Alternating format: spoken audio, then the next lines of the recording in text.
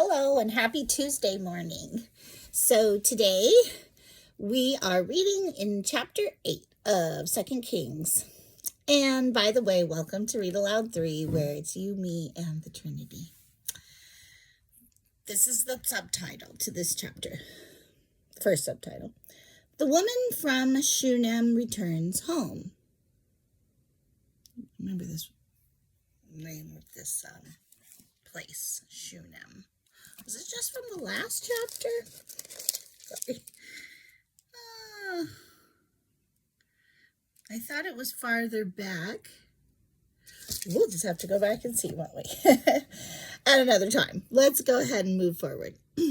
Elisha had told the woman whose son he had brought back to life, "Take your family and move to some other place, for the Lord has called for a famine on Israel that will last for 7 years."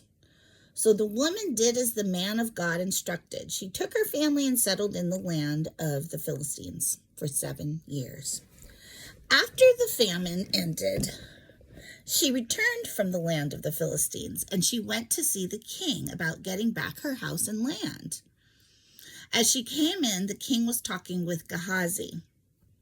Remember Gehazi, he's been in a few accounts now too. The servant of the man of God.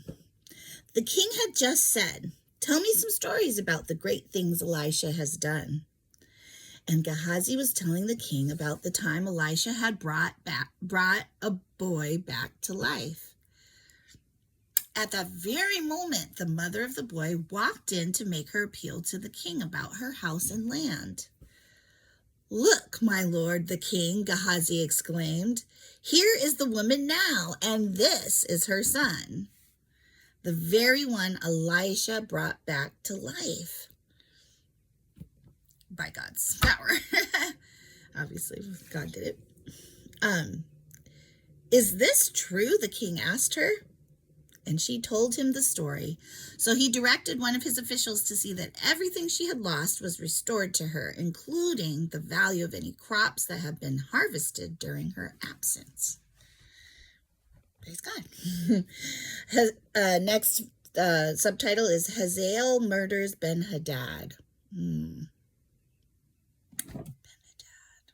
Let's do a review. Verse 7, Elisha went to Damascus, the capital of Aram, where King Ben-Hadad lay sick. Okay, he's a king. I remember. That's part of the review. When someone told the king that the man of God had come, the king said to Hazael, "Take a gift." Okay, sorry. When someone told the king, this is a review for me, sorry, that the man of God had come, the king said to Hazael, "Take a gift to the man of God. Then tell him to ask the Lord, 'Will I recover from this illness?'" So Hazael loaded down 40 camels with the finest products of Damascus as a gift for Elisha. He went to him and said, "Your servant Ben-Hadad, the king of Aram," now he's his servant, "has sent me to ask, 'Will I recover from this illness?'" And Elisha replied, "Go and tell him, you will surely recover. But actually, the Lord has shown..." Okay. Well, this is quite the turnaround. So he says, go and tell him, quotes, "You will recover. But actually, the Lord has shown me that he will surely die." Okay, so there's one message, and then there's one also statement that he's making directly to the messenger. Is that who? Yeah. Oh, to Hazael. Okay. So Elisha stared at Hazael with a fixed gaze until Hazael became uneasy. There's a couple of references here, so I'm going to read them. Then the man of God started weeping. Interesting. Okay, so the first one, verse 11, A and B. In Hebrew, it says he stared at him, which was pretty close. It's The other one was fixed his gaze. And then it became uneasy is the other. The meaning of the Hebrew word is uncertain. Okay, how to describe how he was feeling. Understandable. Okay, verse 12. What's the matter, my lord? Hazael asked him. Elisha replied, I know the terrible things you will do to the people of Israel.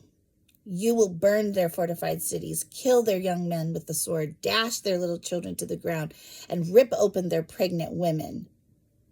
Hazael responded, how could a nobody like me ever accomplish such great things? So interesting that he calls them great things. And there's always a reference for that in verse 13 here that says, okay, instead of a nobody, a dog, basically. I've heard that people in the Hebrew say that before, like a dead dog like me or something. Yeah. Elisha answered, the Lord has shown me that you are going to be the king of Aram. When Hazael left Elisha and went back, the king asked him, what did Elisha tell you? And Hazael replied, he told me that you will surely recover. Verse 15, but the next day, Hazael took a blanket, soaked it in water, and held it over the king's face until he died. Ooh. Then Hazael became the next king of Aram. So now it kind of clarifies that God is saying he'll recover from what he's sick from. But he also told him what would happen. And knowing that Hazael was not going to go back and, tell him the other part, he just, told him that he knew what was going to go down. Isn't that interesting? Yeah. We think we got some, in our day, some, what do you call it?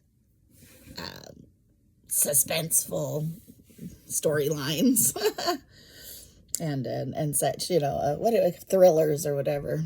Anyway, next subtitle, Joram rules in Judah. Jehoram rules in Judah. Jehoram, son of King Jehoshaphat of Judah, began to rule over Judah in the 5th year of the reign of Joram. There is a Joram, son of Ahab, king of Israel. Jehoram was 32 years old when he became king, and he reigned in Jerusalem 8 years. But Jehoram followed the example of the kings of Israel and was as wicked as King Ahab, for he had married one of Ahab's daughters. So Jehoram did what was evil in the Lord's sight.